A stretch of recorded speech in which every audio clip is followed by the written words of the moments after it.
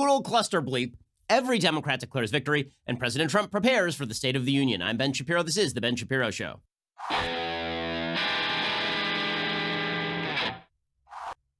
The Ben Shapiro Show is sponsored by ExpressVPN. Protect your online privacy today from like the Democrats in Iowa at expressvpn.com/Ben. Again, that's expressvpn.com/Ben. So let us begin with the best Iowa caucuses ever. These were amazing. So the party that wants to handle your healthcare, that wants to run the economy, that wants to run every aspect of your life, and they promise you government is supremely competent, and they are supremely competent. They can handle everything. Okay, don't you worry. Don't you worry. There won't be any death panels. There won't be any rationing of care. They can make sure that all the payments hit the providers exactly when they are supposed to. Everything will be hunky-dory. They couldn't handle an Iowa caucus last night. Now, I will be honest with you. Yes, because that's what we do here on this show.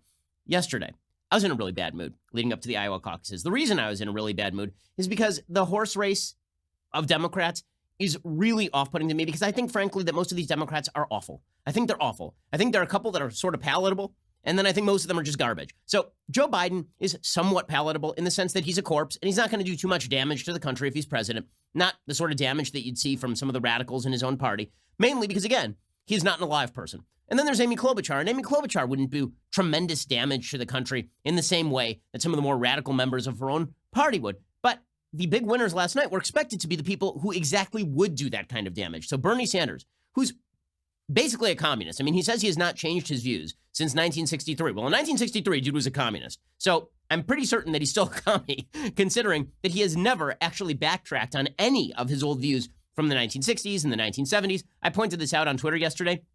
The entire left went insane. I pointed out that thanks to Andrew Kaczynski at CNN, he uncovered a quote from Bernie Sanders in 1976 when he was 35 years old. Okay, for contrast, I am 36. Okay, so Bernie Sanders was my age, and he was talking about nationalizing every major industry in the United States, including banking and the energy sector, all of it. Okay, and I pointed out that Bernie Sanders had never been asked a serious question about this, that one person had asked him about it one time, and his campaign had then said, well, Bernie's been incredibly consistent. And then Chris Cuomo asked him about it. And then he said, well, I didn't do any of that as mayor of Burlington, Vermont. And the answer is right, because as mayor of Burlington, Vermont, what we're going to do, municipalize a national institution? Like you don't have the power as a mayor of a city to nationalize anything.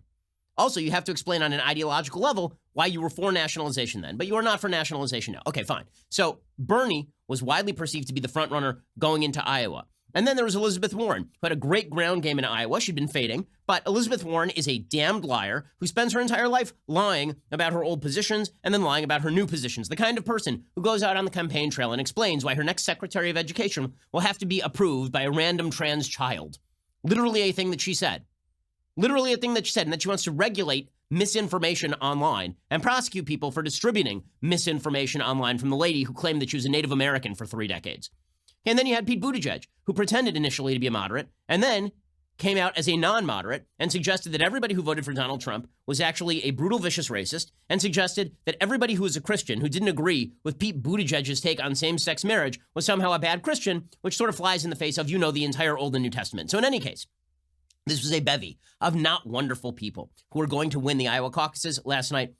And one of them was going to end up with a big boost in momentum. Now, the way that the Iowa caucuses work is that there'd be a boost in momentum only if he can make a big speech that night. So the best case example of this is Barack Obama in 2008 wins the Iowa caucuses. John Edwards comes in second, Hillary Clinton comes in third, and Barack Obama gets up and he makes a very famous speech. This is the speech where he says that this is the moment when all the seas began to recede. This is the moment when we began to take back the world, and all this kind of garbage, right? And you got this big bump moving into New Hampshire. I believe Hillary Clinton ends up winning New Hampshire in 2008, but Obama ends up with the momentum, and he ends up going on to win the nomination. In order to seize that momentum, you have to have a clear result in Iowa, or at least clear enough that you get the media boost in the aftermath of Iowa.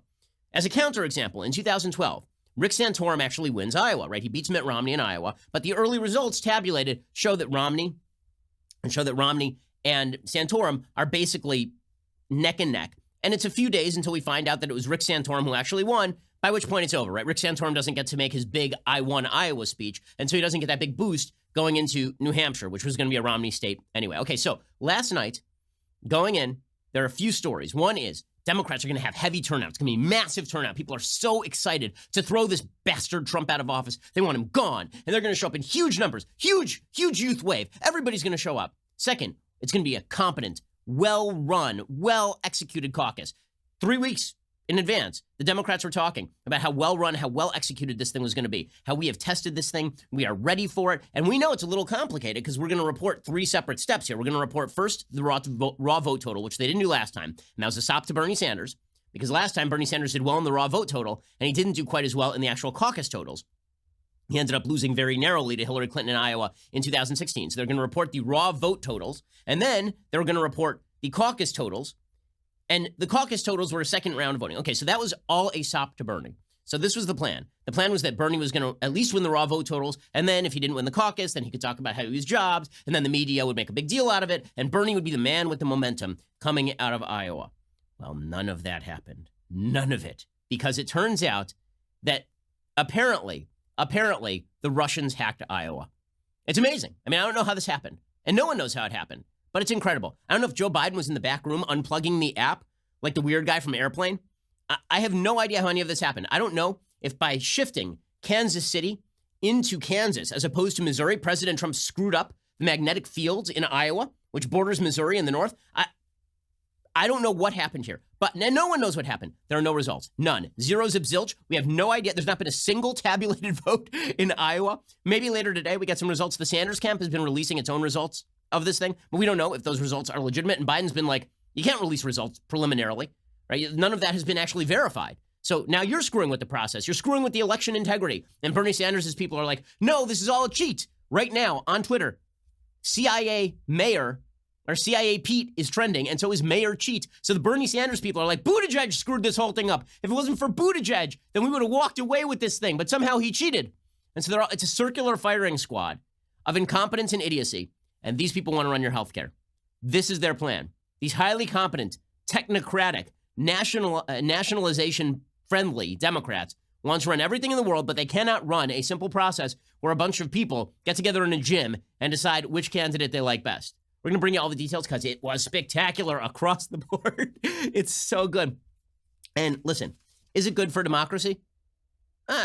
No. I mean, no. It's never good for democracy when somebody screws up the process this badly. But the Democrats had it coming. And frankly, it really screws with the democratic process. Nate Silver has an analysis of that, too. So we have a lot to get to with regard to these Iowa caucuses because this is one of the great screw-ups in modern American electoral history. We'll get to that in just 1 second. First, listen, we all get the future wrong. We do. We all get, like, if you were a Democrat 2 weeks ago, you'd be like, yeah, we're going to have a smoothly run Iowa caucus. But you know what you should have done? You should have purchased insurance for your caucuses. And if you don't know what's coming in your life, you should be purchasing life insurance. You should be insuring yourself against the possibility of future loss. More importantly, insuring your family against the possibility of future loss. How do you do this? You go over to Policy Genius. They make finding the right life insurance a breeze. In minutes, you can compare quotes from the top insurers and you can find your best price. You could save $1,500 or more a year by using Policy Genius to compare life insurance policies. Once you apply, the Policy Genius team will handle all the paperwork and the red tape. And Policy Genius doesn't just make life insurance easy. They can also help you find the right home and auto insurance, disability insurance.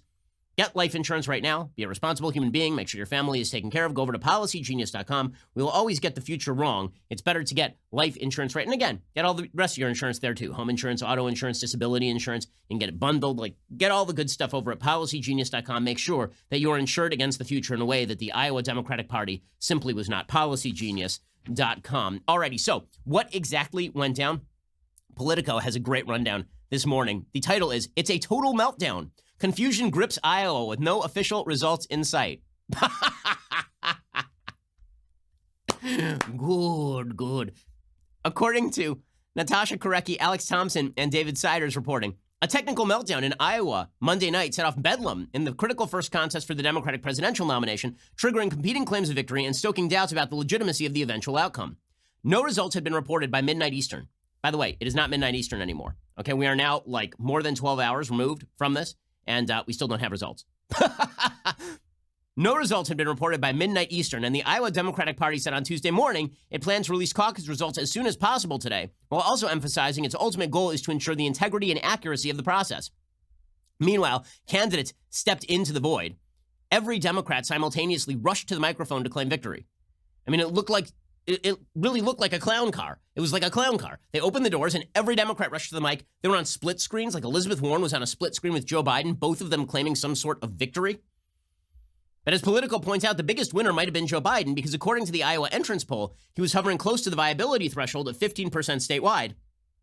But he was doing really poorly. I mean, according to most of the exit polls, according to most of the reports from precincts, Biden was not performing at all. Like Biden, there's a good shot that Biden was going to come in either fourth or fifth, that he might have even finished behind Amy Klobuchar, which would have been a disastrous finish for Joe Biden, who didn't bother to build an organization on the ground in Iowa, which is unthinkable because the only thing that matters in Iowa is your organization, as Pete Buttigieg shows. Dude has 7% nationally, but there's a good shot he was going to win the Iowa caucuses last night. He's the one who's hardest hit. I mean, if you're just looking at who's hardest hit, big winners, big losers last night, Buttigieg is the hardest hit because Buttigieg is the one who needed the biggest bounce, right? Sanders has a national organization. He has scads of money. He's likely to win New Hampshire. Buttigieg really needed the bounce. Buttigieg's not going to get the bounce because there are no results coming out of Iowa. He had spent all of his time and all of his money and all of his organizational ground game in Iowa. He's got to be very disappointed today to have that victory stolen from him. So while the Bernie people are bitching about this, the person who really got jacked last night is Pete Buttigieg. Okay, Bernie Sanders was going to be a big winner too, and then he was going to claim he had this wave going into New Hampshire.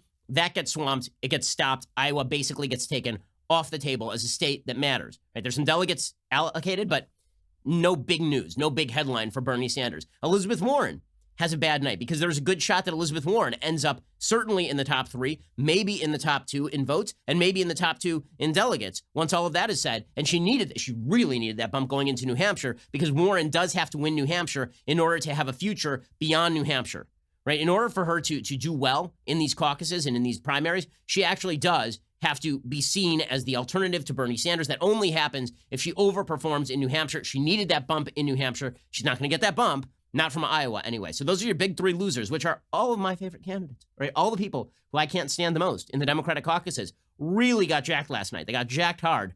And this is why they're all claiming that the party establishment did this. The party establishment didn't do this. The party establishment is scared bleepless of Bernie and his crowd. They're scared bleepless of Elizabeth Warren and her crowd. The last thing they want is to be seen as the conspiratorial elites cramming down an alternative to Bernie again. Because this happened in 2016, then a lot of Bernie voters stayed home. So that's the last thing that they want. The people who are helped the most, well, Amy Klobuchar was denied a headline, but her headline wasn't going to be that great because she's going to finish like 4th. So she gets sort of the perception that she was doing well or that she was doing okay. And so she ends up in fairly decent position for Amy Klobuchar, who really has no national hopes at this point. Joe Biden is the one who is saved. Joe Biden, again, the man was expected to completely collapse early last night. And the early results were showing that he was in a state of complete and utter disarray, that he was winning. Like the Bernie Sanders team has released these unverified results. Their unverified results show Bernie up at like 28. And I believe it was Buttigieg at like 24 or 21% and Warren at like 18. And then it was Joe Biden all the way down there at like 12. And Klobuchar at like 11. So it was just a disastrous night for Joe Biden, except the night never happened. It's like the night just disappeared from memory. It's like Brigadoon, the Iowa caucuses. They appear every 4 years and then they fade back into the mists of time. And so this whole thing falls apart. So that's sort of how this thing pays off for the various candidates. It is especially good for Joe Biden, according to Nate Silver, because if you were trying to build a forecast of how the future primaries go, the weight that you give to Iowa makes a big difference.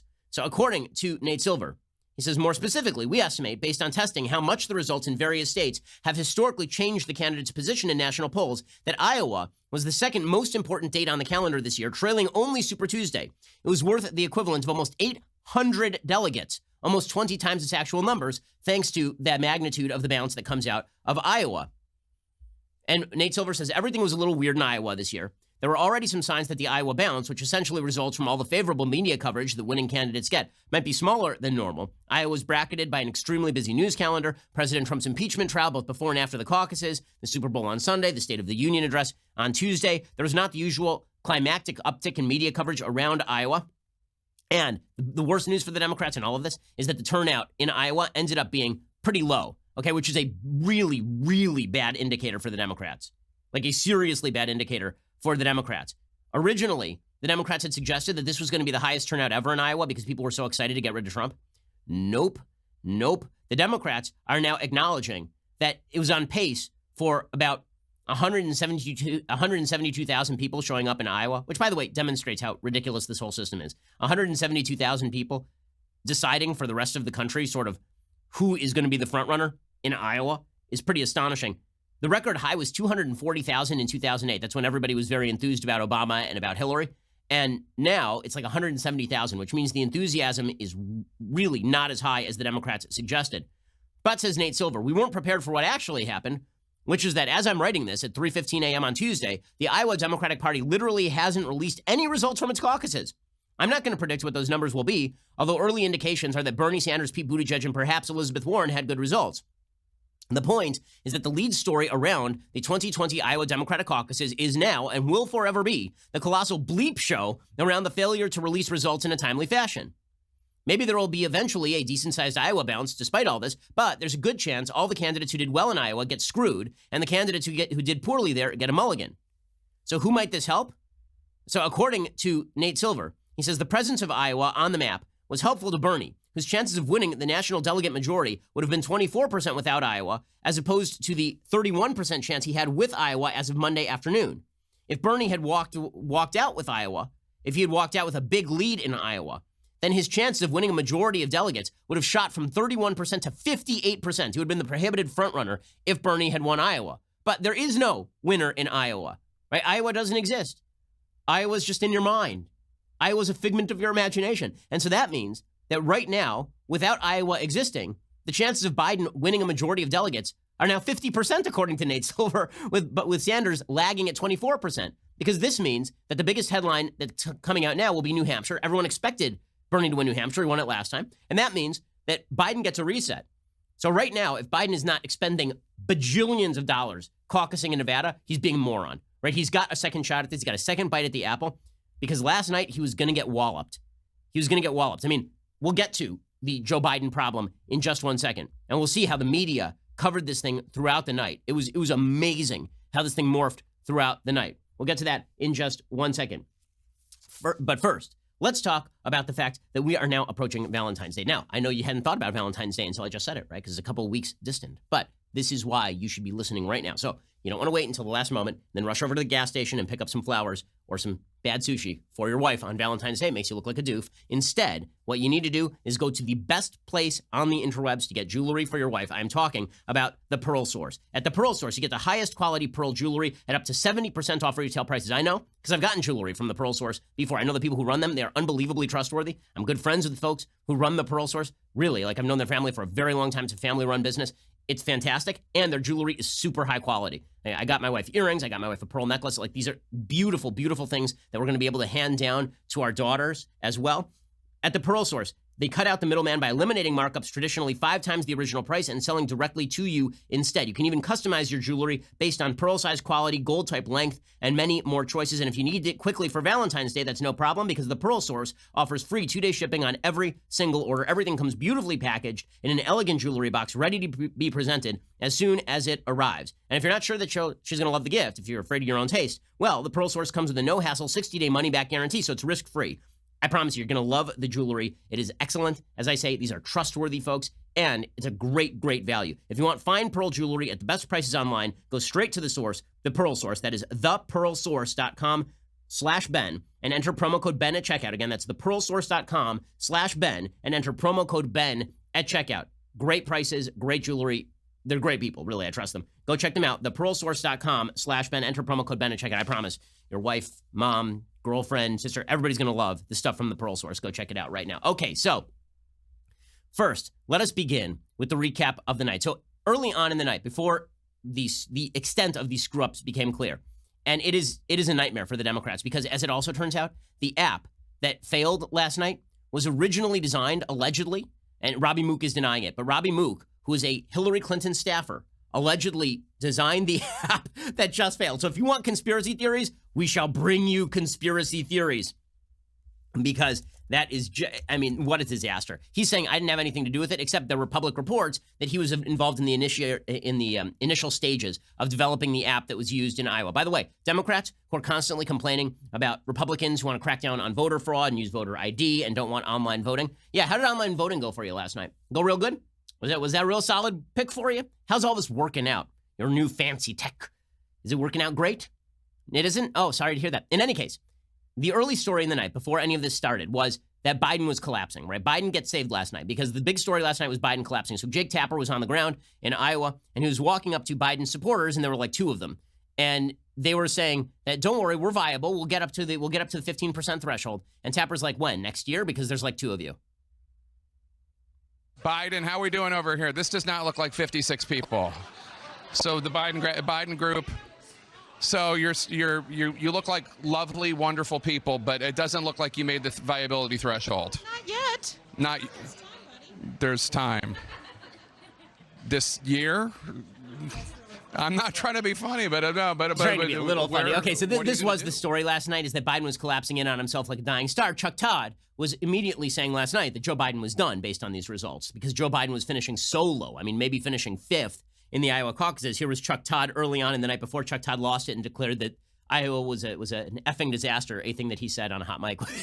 There was Chuck Todd declaring Biden dead. That Biden, it is interesting. He's an afterthought in these college towns. And that is, it only, he's the electable guy. But Sanders' big shot at him is, can he get young voters out? It's not a good look if you're not even getting threshold. Okay, so that was the story, right? And then Chris Matthews was on MSNBC. He's like, I don't know what's going on here. Joe Biden, I think he's dead.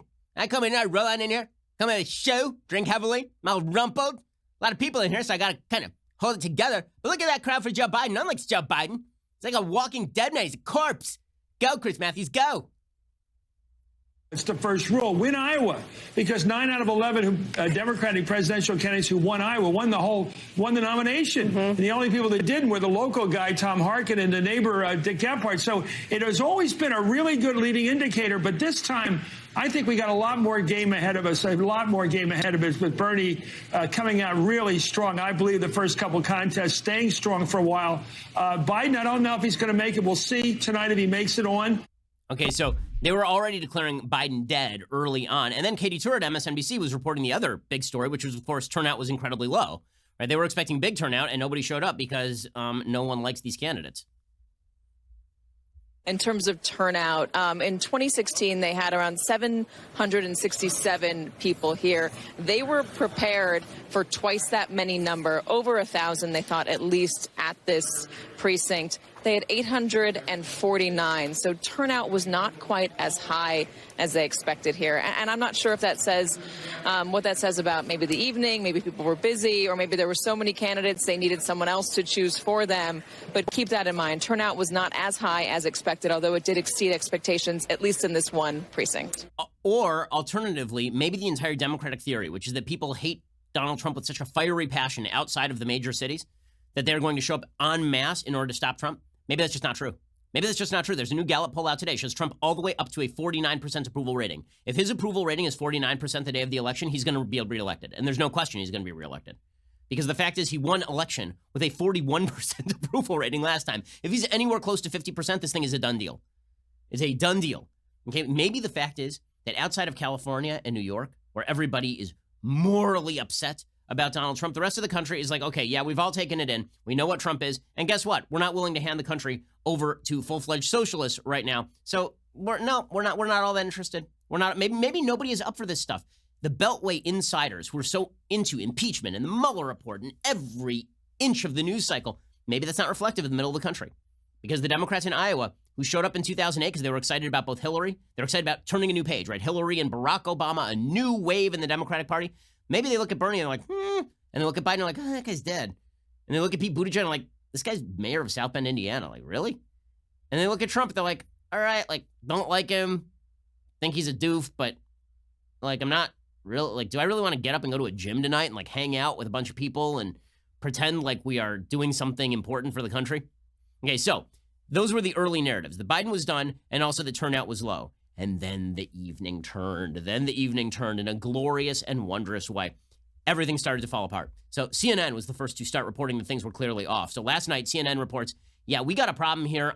These vote tallies, they are not happening properly. We'll get to this in just 1 second. First, let me tell you about a great Valentine's Day gift. It is almost Valentine's Day. Love is in the air. You know what's better to have in the air? The smell of cookies. Cookies. Okay, this should be the easiest sell in the world. Honestly, I shouldn't even have to do this ad for you. I'm offering you cookies for Valentine's Day. If you don't love cookies, I don't know who you are, Stalin, Mao, cookies are the best thing that ever was. Okay, and this is why you should get your special someone Mrs. Fields cookies, the best kinds of cookies. When Debbie Fields started Mrs. Fields cookies 40 years ago, she won over sweets lovers everywhere with her gooey chocolate chip cookies, melt-in-your-mouth brownies, and passion for sharing the joy of baked goods. For this Valentine's Day, send a gift to your partner, significant other, secret crush, sent to your wife, to your mom. Mrs. Fields will deliver a heart-shaped tin of treats or heart-shaped cookies anywhere in the country, and ordering is absolutely easy. And if you're ordering as a gift, you can add a personal message and pick the perfect cookies just for them. Best of all, Mrs. Fields offer a 100% customer satisfaction guarantee. I love Mrs. Fields' stuff, and some of it's kosher, and it is excellent. I mean, top notch. So, I mean, how could anybody reject this gift? How could anybody be unhappy with this gift? To get Mrs. Fields cookies for Valentine's Day, that's a person who loves you. To sweeten the deal, our listeners get 20% off your entire order when you go to mrsfields.com/Shapiro. That is 20% off any gift at mrsfields.com/Shapiro. 20% off your entire order, mrsfields.com/Shapiro. Your cookies are on the way. And honestly, if somebody gets cookies and they don't like them, they're a bad person. Check them out, mrsfields.com/Shapiro for 20% off any gift. Okay, so CNN begins reporting fairly early in the night that something is clearly off. We've got a problem. The app isn't working. People were reporting they were typing things into the app and the app was immediately freezing. People were reporting that data was sort of disappearing. People had not fully tabulated results properly. Many of the campaigns were complaining that there were problems with the initial tabulations and with the secondary tabulations. People didn't understand how the process works, so they were reporting things wrong because it's all complex and stupid. And so here is CNN reporting, we got a problem, guys. This was not the plan. Something is clearly off from the plan that the Iowa Democratic Party had at the start of the night. They did not expect to have no vote reporting at 10:30 Eastern at night. That is dramatically later than we've seen in the past. So Mark is right. It's a brand new process in the sense of what they're reporting out. Not just the state delegates, but also the popular vote for the first round and final round. So I understand that they are doing something brand new. Okay, Bernie's people were bitching about this. You did this. Okay, you were the ones who insisted that the Democratic Party report the initial vote assessments before the caucus tallies. That was you. So, eat it. Really? Again, I don't think that the Bernie people have that right to be angry, really. I think Buttigieg has a right to be angry. Like, Bernie's going to do fine. He's going to go on to New Hampshire. Bernie's going to be competitive throughout. Bernie's going to claim victory. And, he did win a lot of votes last night by pretty much every indicator. Buttigieg was the one who was going to miss that giant boost that he was going to get, the signal boost that he was going to get after winning Iowa. Who's going to be able to give his Obama speech. By the way, we'll get to the Democratic speeches in just a second because it was delicious. But this caused no end of heartburn for Democrats. The best clip of the night. So Wolf Blitzer was interviewing a precinct captain, okay? He was interviewing somebody at DNC headquarters, okay? Oh, sorry, I'm wrong. He's interviewing a precinct captain on CNN. That person was on hold with the DNC headquarters in Iowa, getting ready to report results. Wolf is on the line with the precinct captain, and the DNC guy picks up the phone. And the precinct captain, who's been waiting an hour to report the results, is busy with Wolf, and he says, hold on a second, Wolf. By the time he picks up the phone with the Iowa chair, the guy hangs up on him. So because of CNN, a precinct captain is unable to report the results of a caucus. It's unbelievably great. Here is the clip of the night from CNN.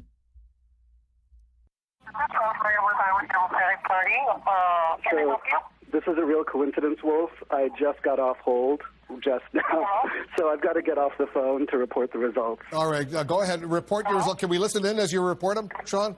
Yep. All right, let's listen. All right. Okay. Hi. Hello? They hung up on me. They hung up on me. Okay, I've got to get back in line on hold. They just hung up. Oh, that is spectacular stuff. Yes, the Democrats who could not wait for 10 seconds on the line. The guy waited an hour to report the results, and the Democrats were like, hello? Click. Yes. And Wolf is like, can we listen in as you report the results? Absolutely, you can, Wolf. Excellent stuff. So Chris Matthews has a solution. He's like, why are we even starting in Iowa? Can't do this anymore. I need to get home and drink. It's late. Why am I even here? What the hell's going on? Where is Iowa anyway? Isn't this like the place where Kevin Costner plays baseball? Go, Chris Matthews, go. I think the reason if they go too much to a primary here and it begins to look like every vote counts simply, you go in, you vote, you leave, then they're afraid they won't get first anymore because then there'd be the first primary. And New Hampshire's the first primary, so how would they have the right to that? I don't know. Michael knows a lot about this from the Republican side. We got to get Tom Perez in here and beat him up a little bit and make him tell us, why do you still start in Iowa? Because it's a strange decision. It just is. Sorry, I'm here. I'm here, and it's cold. I'm here. It's cold. I don't even know why the hell I'm here. You see this? I've been out here for like 3 years. And I don't even have a hot toddy to get me through the evening. Coming here with my hair brushed with a shoe. Don't even bother to put together a show list or any sort of real show. Just come in here and talk. That's how you run a caucus. I'm not in charge of the Democratic Party. Get Tom Perez in here. I want to kick the crap out of him. I want to beat him up like Robert De Niro. Like Robert De Niro in The Irishman. Just going to kick him off a street corner. Sure, I can't move all that well, just like Robert De Niro in The Irishman. Sure, they're going to have to CGI my face, but it'll be a brutal scene as I kick the crap out of Tom Perez. Don't feel the tingle up my leg anymore, do you, Tom? Do you? Spectacular stuff. And then this was also a great clip, and it's being underrated because it was on Fox. Donna Brazile, who was innately and inherently involved in trying to skew the primary system last time for Hillary Clinton, right? She was working with CNN, and she leaked the questions from CNN to Hillary Clinton, allegedly, during the debates. Right? Donna Brazile was on Fox News going, oh, this is so terrible because now people are going to think that the primary system was rigged. You guys have been rigging it. It's your fault. Your fault. You're the former head of the DNC. Oh, no. They might think that it's rigged. Oh, no. Yeah, well, maybe it turns out that when now the Democratic snake has eaten its own tail, we have an Ouroboros on our hands. A snake eating its own tail. That's what that means. Okay, the Democrats have been claiming that if Donald Trump was not impeached, there would be widespread election problems and loss of trust in institutions. And boy, were they right. Donald Trump wasn't impeached, and we do have widespread election problems and lack of trust in our elections. Here's Donna Brazile, who was complicit in helping Hillary Clinton win the nomination last time, talking about undermining trust in our fundamental institutions. I was here in 2012 covering the Republicans, and that night we all left here thinking Mitt Romney was the one, and we learned later. You talk about momentum matter. It matters that we get this right. Yeah, now, Rick Santorum was the one. I spent a lot of time in those rules and bylaws committees setting up this procedure, which I've done now for more than 5 cycles.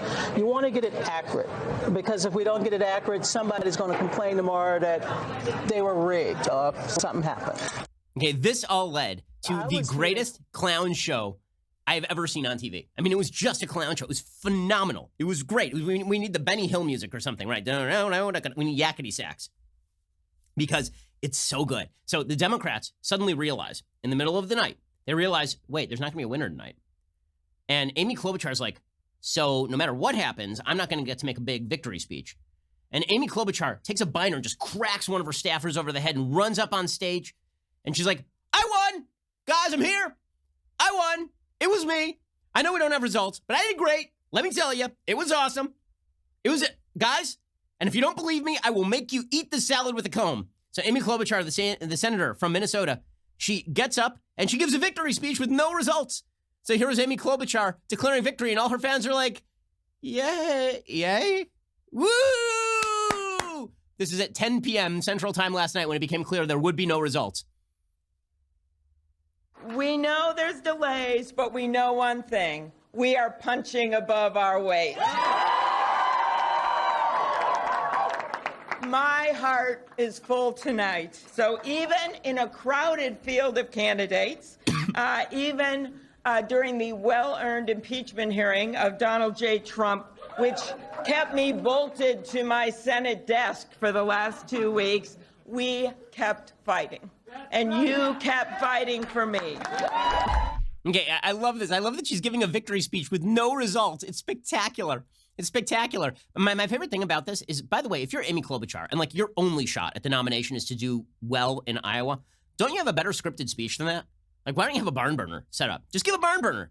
She was smart to get out there in front of the cameras first, though. And this led to a jailbreak of Democratic candidates. They had criminal justice reform in the middle of the Democratic primary, and all of the Democrats rushed from jail directly to the cameras. So much so that it turned into an episode of Hollywood Squares. Like, it was like Joe Biden here, and Elizabeth Warren here, and Amy Klobuchar here, and Pete Buttigieg here.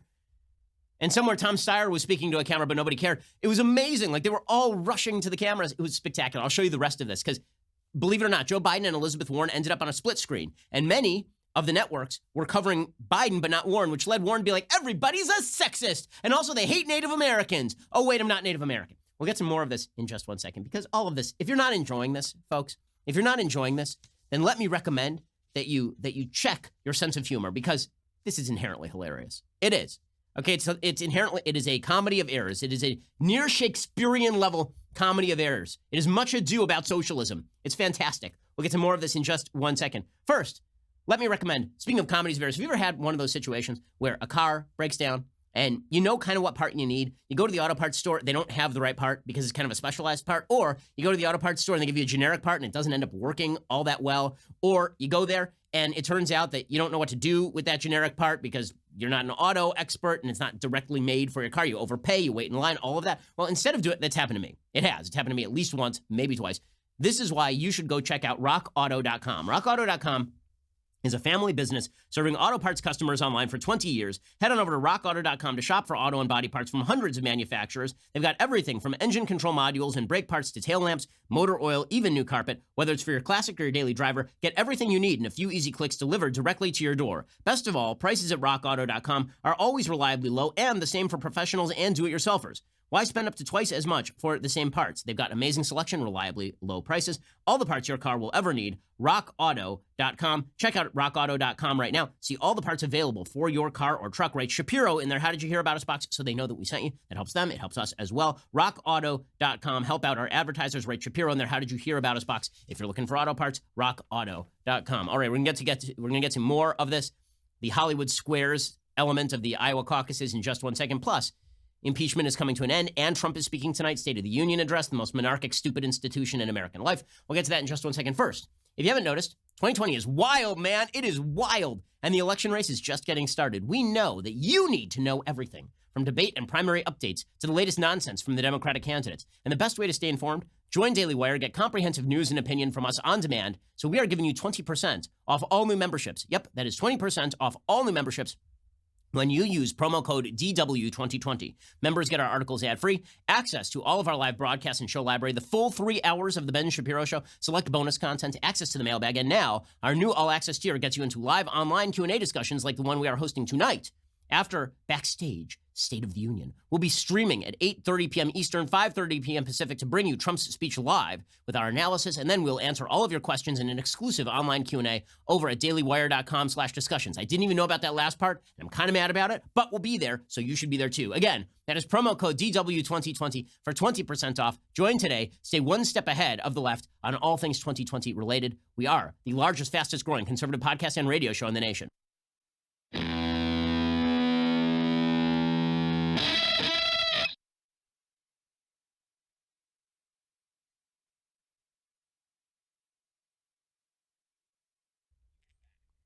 Okay, so Amy Klobuchar runs to the camera, and this sets off a chain reaction where every Democrat decides to run to the camera simultaneously. It's like Kiddush at my shul. Like everybody is running to grab the herring. Like boom, brawls, full-on brawls. It's like Black Friday at the Walmart.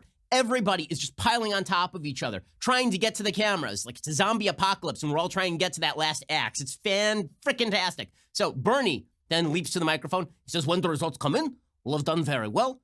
This, of course, is true. Bernie did get jacked, not as much as Buttigieg, but he got jacked last night. Here was Bernie talking about how when the results come in, we will have won. The problem is he didn't get the big moment.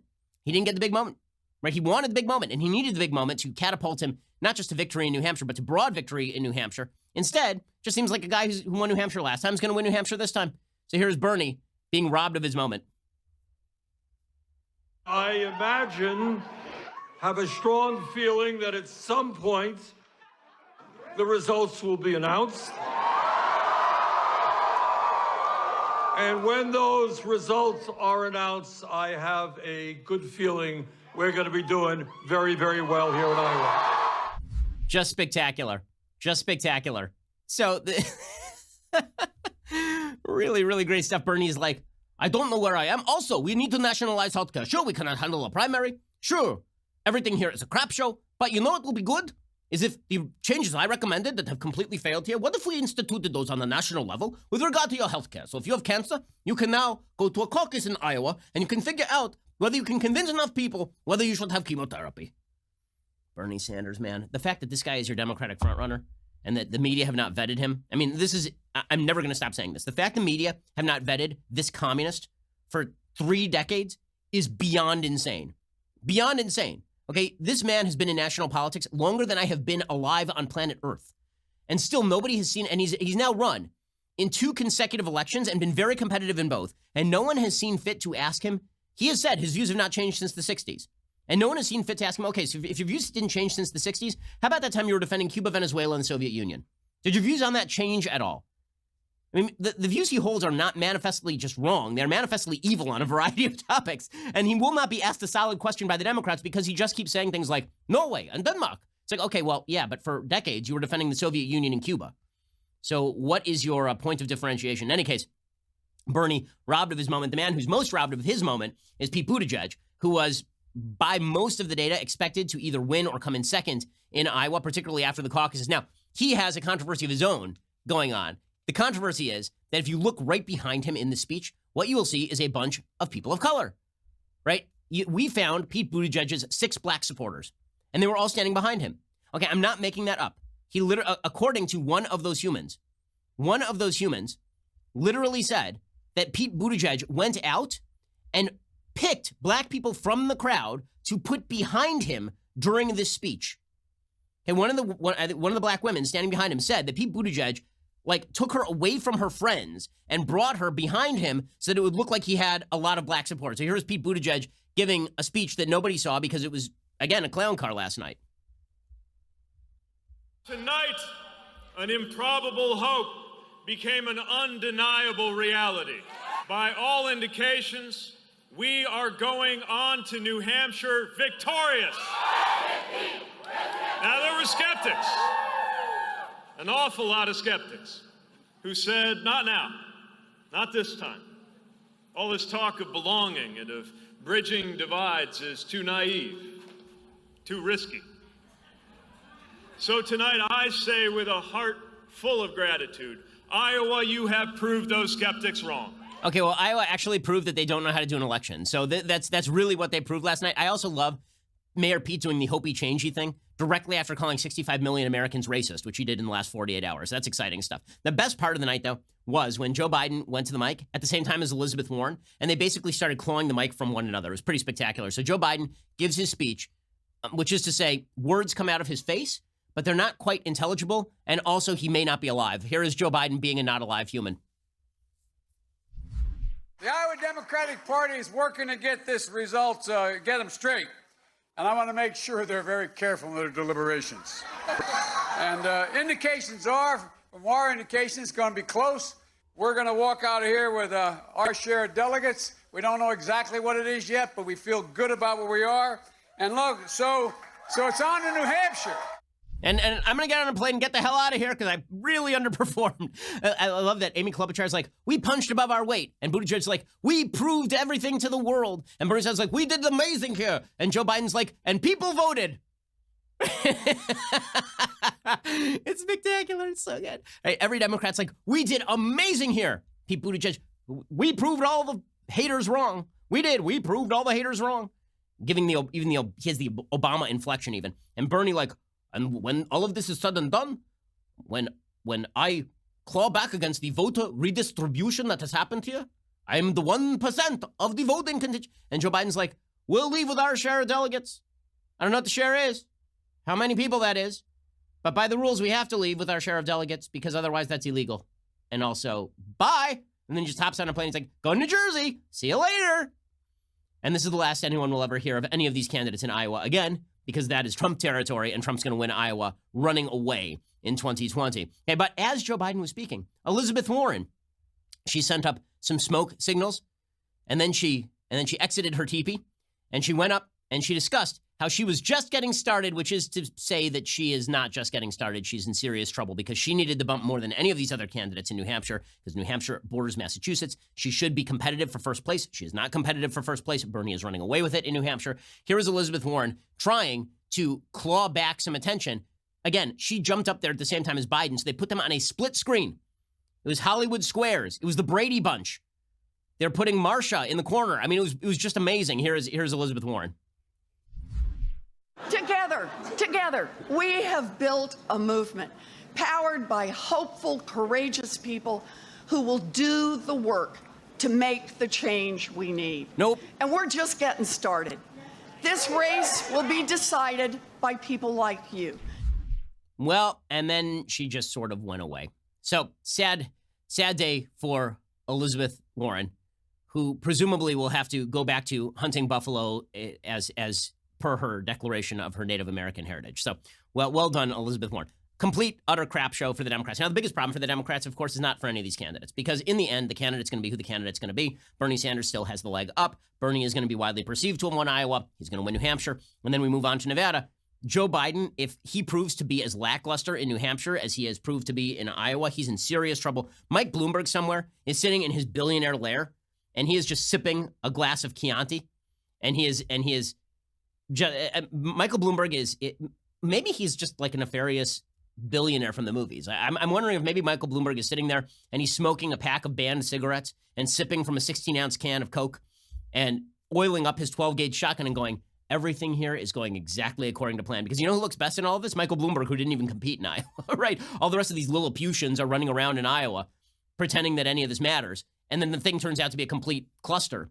So what actually matters here? What matters here is the perception that the Democrats don't know what the hell they're doing and can't get their act together. So if their claim has been all along that Donald Trump is incompetent, that Donald Trump runs a chaotic bleep show, the best way to prove to Americans that Donald Trump should stay in office is to prove that you run your own chaotic bleep show. You can't even run an Iowa caucus.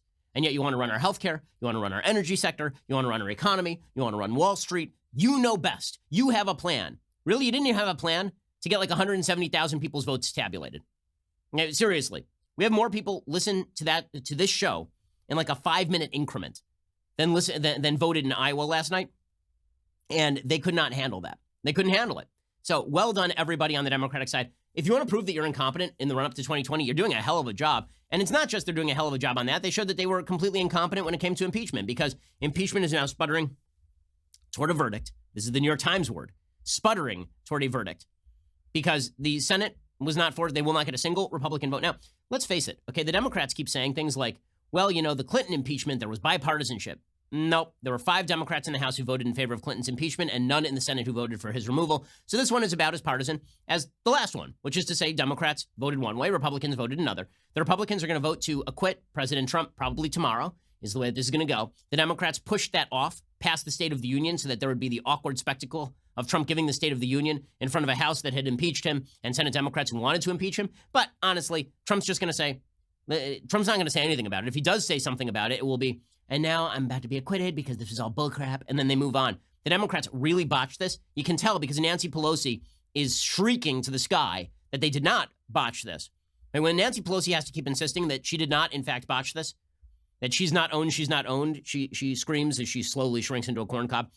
Nancy Pelosi says she always knew impeachment would end this way with the acquittal of President Trump. This is according to the New York Times. Well, except that she claimed that she was going to be able to get bipartisan support and that she should never have a wholly partisan impeachment, and then she did exactly that. Democrats argue that Miss Pelosi won by losing, setting the stage for an election that is not only about kitchen table issues that carried them to the majority in 2018, but also about exposing the president as unfit for office and Republicans as complicit in his misbehavior. In an interview Monday, Pelosi said Democrats had forced Republicans to do what Mr. Trump never has, admit he was wrong to pressure Ukraine to investigate his political rivals. Well, no, pretty much a large number of Republicans, including yours truly, said from the very outset that the Ukraine call was not perfect, but this was also not impeachable. The Democrats accomplished nothing. You know what the best proof is that the Democrats accomplished nothing? That Trump's approval rating is now at all-time highs. According to Gallup, he has now hit his personal best of 49%. That poll was taken during the Senate trial. He was up 10 points in the Gallup poll since the Ukraine craze in October. So Democrats have proved themselves incompetent in Iowa. They've proved themselves incompetent in impeachment. It's complete disaster for the Democrats. It turns out that not there's a huge backlash to Democrats, but they have shown the world that they are not competent to handle anything. And they showed it right at the outset. Which of these Democrats looks competent? Is it Bernie? Does Bernie look like a super competent guy? Is it Elizabeth Warren, who's run a complete meltdown of a campaign? Is it Joe Biden, who doesn't look like he's alive? Is it Nancy Pelosi, who just botched an impeachment hearing by rushing the thing forward without any witnesses and then whining that the Senate wouldn't call the witnesses that she herself had failed to call? Like, where exactly is the level of Democratic competence? So the Democrats had a couple of attacks on Trump, right? One was that he was volatile. The problem is the American public are used to the volatility at this point. I think most Americans knew he was volatile when he was elected. Most Americans are no longer shocked by the volatility. We get it. That's who Trump is. Okay, and then the Democrats had a secondary line, which was Trump is deeply immoral and we are deeply moral. And I'm sorry, nobody buys that. We all know that that's partisan hackery. You're the party of Bill and Hillary Clinton. Nope, Doesn't work, didn't work in 2016, ain't going to work in 2020. And then there was the final line of attack, which is Trump is incompetent. And here, they at least could point to the chaos inside the administration and the fact that the administration is kind of a mess internally. They could point to all of that. Except they just demonstrated that they do not know how to punch their way out of a paper bag. They demonstrated that they do not know how to play a simple game of chutes and ladders. It's incredible. I mean, truly amazing. So, well done, Democrats. You have, in the first week of the actual election, demonstrated your full-scale incapacity to do basic things, and yet you claim that you want to run all of our healthcare. Good luck for that. President Trump tonight, State of the Union. So let me remind you that tonight we have the Backstage Live at 8:30 p.m. Eastern, 5:30 p.m. Pacific. You should subscribe over at Daily Wire and use DW2020 to get 20% off, and then you can ask us questions during the Backstage Live. Okay, time for a quick thing I like, and then we'll get to a quick thing that I hate. So, things that I like today. There is a magnificent article in The Guardian that is just wonderful by Poppy Noor. It is titled, Why Liberal White Women Pay a Lot of Money to Learn Over Dinner How They're Racist. Now, the short answer is because they're morons. The long answer is because they want to demonstrate how woke they are by paying a bunch of people of color to tell them that they are bad, right? They're paying for their own Maoist struggle sessions now. According to The Guardian, freshly made pasta is drying on the wooden banisters lining the hall of a beautiful home in Denver, Colorado. Fox hunting photos decorate the walls in a room full of books. A fire is burning, and downstairs, a group of liberal white women have gathered around a long wooden table to admit how racist they are. Recently, I've been driving around seeing a black person and having an assumption they are up to no good, says Allison Gubzer. Immediately after that, I'm like, that's no good. That is human, just doing their thing. Why do I think that? This is race to dinner. A white woman volunteers to host a dinner in her home for 7 other white women, often strangers, perhaps acquaintances. Each dinner costs $2,500, which can be covered by a generous host or divided among guests. A frank discussion is led by co-founders Regina Jackson, who is black, and Sarai Rao, who identifies as Indian American. They started Race to Dinner to challenge liberal white women to accept their racism, however subconscious. If you did this in a conference room, they'd leave, Rao says, but wealthy white women have been taught never to leave the dinner table. Rao and Jackson believe white liberal women are the most receptive audience because they are open to changing their behavior. They don't bother with 53% of white women who voted for Trump. White men, they feel, are a similarly lost cause. Okay, well, if they're already voting the way you want them to vote, then I'm happy that you're guilting them. I'm happy you're making them feel bad about themselves. I mean, that's exciting stuff. And there is something wildly delicious about watching a bunch of socialists pay each other to call each other names. That's pretty fun. White women are uniquely placed to challenge racism because of their proximity to power and wealth, says Jackson. If they don't hold these positions themselves, the white men in power are often their family, friends, and partners. It seems unlikely anyone would voluntarily go to a dinner party in which they'd be asked one by one, what was a racist thing you did recently by 2 women of color before appetizers are served? But Jackson and Rao have hardly been able to take a break since they started these dinners in the spring of 2019. So far, 15 dinners have been held in big cities across the United States. Okay, so let's just calculate that out. It costs $2,500 for dinner. Let's assume that $500 goes toward the food because there's only like 7 people there. So let's assume that $500 goes toward the food. So let's say that Jackson and Rao are clearing $2,000 a dinner. Okay, so $2,000 a dinner. They've cleared $30,000 to have liberal white women genuflect before the altar of intersectionality. That's pretty good business. That's a pretty solid business. Really, capitalism always wins, gang. Pretty exciting stuff. The women who sign up for these dinners are not who most would see as racist. They're well-read and well-meaning. They're mostly Democrats. Some have adopted black children. Many have partners who are people of color. Some have been doing work toward inclusivity and diversity for decades, but they acknowledge they also have unchecked biases. Aha, so what they're doing is preying on women who really are not racist, and then they have to prove they're not racist by claiming that they're racist, right? This is the way that this works. The counterintuitive way that the intersectional mind works is that if you're not a racist and you say you're not a racist, you're a racist. If you are not a racist and you say you are a racist, then we know you are not a racist because you acknowledge your own racism, even though you're not a racist. So that means you're not racist. So if you say you're a racist, you're not a racist. If you say you're not a racist, you're a racist. You got it? That's how all of this works. And you can pay $2,000 for the privilege. Pretty solid. I mean, this is one of the great cons I have ever heard of. Seriously. I don't know how to get in on this thing, but this is like, I will invest in Jackson and Rao, just as a capitalist proposition. I will give them free ads on this program for this thing if they will cut me in on the back end. Because I have a feeling there are a lot of morons out there who are eager to pony up to be absolved of their racism by Jackson and Rao. Because now what do they get to tell what's this really about? They get to tell all their liberal friends, yes, you know, I didn't acknowledge my own biases until I went to this dinner. Now, Tom Wolfe, the famous writer, he wrote a fantastic essay that was back in the 1960s. I believe it's printed in the electric acid Kool-Aid test. And the entire essay is about how this is basically what liberals have been doing since the 60s. There's a dinner at Leonard Bernstein's house, right? Leonard Bernstein, incredibly wild leftist. There's a dinner at his apartment. And the Black Panthers, right, who at that time were actually like a criminal group, and people who had engaged in criminal activity, like racial criminal activity, showed up at Leonard Bernstein's apartment, and these Black Panthers would tell liberal white women about how they wanted to kill Whitey and how Whitey was the problem and all of this. And the liberal white women would swoon because now they get to go and tell all their friends how they got up close and personal with people who'd been victimized by the American system, and they know their own complicity. They would say as they reached into their Chanel handbags for their cigarette. I mean, like the whole thing, it was ridiculous, right? The essay it's one of the great essays in American literary history by Tom Wolfe, all about, again, the way that the liberal white world in New York and Manhattan pandered to this. So this is just the extension of that circa 2020. Campbell Swanson was one of the hosts, Jess Campbell Swanson. She says she comes across as an overly keen college student applying for a prestigious internship. She can go for days about her work as a political consultant. When it comes to talking about racism, she chokes.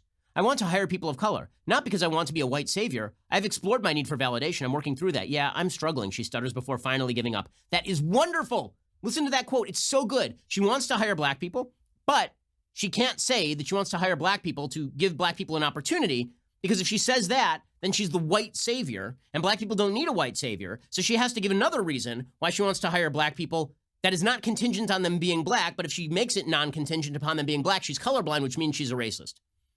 Like, if you think of the decision tree here to not be a racist, at the end of every decision is you're a racist, right? So if you say, I'm hiring a black person because I want to help black people, too bad you're a racist or a white savior. If you say, I want to hire this black person because they're the best qualified, you're colorblind, you're a racist. If you say, I want to hire a black woman because I am a racist, then they're like, okay.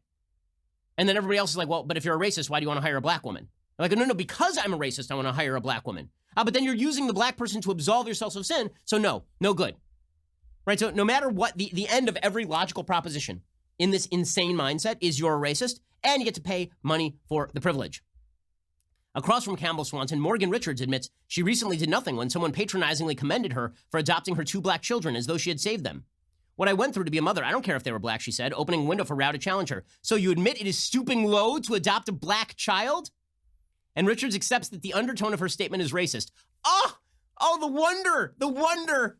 So a woman adopts 2 black children, which adopting 2 children of any color is a good thing. Adopting 2 black children as a white woman sometimes means something depending on where the black children came from, right? I mean, if you're talking about a white woman adopting white children, then you are accused of racism because you have to adopt somebody of the same race. But if you're adopting cross-racially, then sometimes there are additional sacrifices that are associated with that for the black child and for the white parent, because now you have to face down the reality that there is racism in society, and you're going to have to face that down in a way you wouldn't have had to if you adopted a white kid, right? I mean, this is just a reality. I have many friends who have adopted black kids. Nick Searcy has a black son. David French has a black daughter, right? And there are additional challenges associated with that. If you point out that it's a good thing to cross-racially adopt, you are secretly a racist, even though you gave these black kids who are maybe not even going to be adopted. Maybe they were orphans. Maybe they were in an orphanage. Maybe they were in foster care. This woman adopted black kids, therefore she's bad, because she pointed out that she was adopting black kids. Even though, again, it is a reality that you're going to experience additional challenges. I mean, I thought the premise of the left is that racism is prevalent in American society. If that's the premise, then it also happens to be true, presumably, that if you adopt black children, then you're going to face additional challenges in society you wouldn't if you adopted a white kid. And that has nothing to do with you being a racist. That's a recognition of reality. But apparently, if you recognize that reality, you're also a racist. As more confessions like this are revealed, Rao and Jackson seem to press those they think can take it, while emphasizing with those who can't. Well done for recognizing that, Jackson says to soothe one woman. We're all part of the problem. We have to get comfortable with that to become part of the solution. Amazing, amazing stuff. It's spectacular. So, well done, Guardian. Well done, liberal white women. I'm so glad that you have decided that you are going to shell out thousands of dollars for the privilege of being called a racist. Well done. Okay, quick thing I hate, and this isn't going to take long. Obviously, the news broke yesterday that Rush Limbaugh revealed that he had advanced late-stage lung cancer, or advanced lung cancer. That is horrific. Rush is a totemic institution in American politics. He has been my entire life. Rush mentioned this yesterday on air. Here's what Rush said. We may not have what Rush said there. Okay, so in any case, what Rush actually said is he said that he announced that he had advanced lung cancer, and that Rush was going to be taking some frequent breaks from radio to get treated. Obviously, our prayers are with Rush. Rush is the godfather of talk radio, which means that really he's the godfather of podcasting as well. Rush is somebody I grew up listening to. Every conservative I knew grew up listening to Rush Limbaugh. He is going to be seen, no matter what happens, as a historic figure in the history of the Republic, really a heavy force behind the contract with America during Newt Gingrich's time, really a force during the Bush administration, a force against the radicalism of Barack Obama, and a force in favor of President Trump, obviously. Rush Limbaugh is a person who helped inculcate an entire generation into basic conservative principle. I will admit freely and proudly that I was a graduate of his Institute of Advanced Conservative Studies, as were millions of other Americans, and his impact is going to be felt for generations. All of our thoughts and prayers are with Rush and his family. His family is wonderful as well. And I think that we're all praying for him today, and we all should be praying for him today. It was really upsetting news to find that out yesterday. You know, Rush he said he has the best medical care, and obviously we're all behind him. And despite the fact that the left is vile and we're tweeting vile things about him, Rush is a good person who has done amazing things for the country. All right, we'll be back here a little bit later today with 2 additional hours. We're also taking calls right after the show at 855-236-3228. Otherwise, we'll see you here later today for 2 additional hours, and then a backstage live tonight at 8:30 p.m. Eastern, 5:30 p.m. Pacific. We'll see you then. I'm Ben Shapiro. This is The Ben Shapiro Show. The Ben Shapiro Show is produced by Colton Haas, directed by Mike Joyner, executive producer Jeremy Boring, senior producer Jonathan Hay, supervising producer Mathis Glover and Robert Sterling, assistant director Pavel Wydowski, technical producer Austin Stevens, playback and media operated by Nick Sheehan, associate producer Katie Swinnerton, edited by Adam Sayevitz. Audio is mixed by Mike Coromina. Hair and makeup is by Nika Geneva. The Ben Shapiro Show is a Daily Wire production. Copyright Daily Wire 2020. Hey everybody, it's Andrew Klavan, host of The Andrew Klavan Show. You know, some people are depressed because the American Republic is collapsing, the end of days is approaching, and the moon has turned to blood. But on The Andrew Klavan Show, that's where the fun just gets started. So come on over to The Andrew Klavan Show and laugh your way through the apocalypse with me, Andrew Klavan.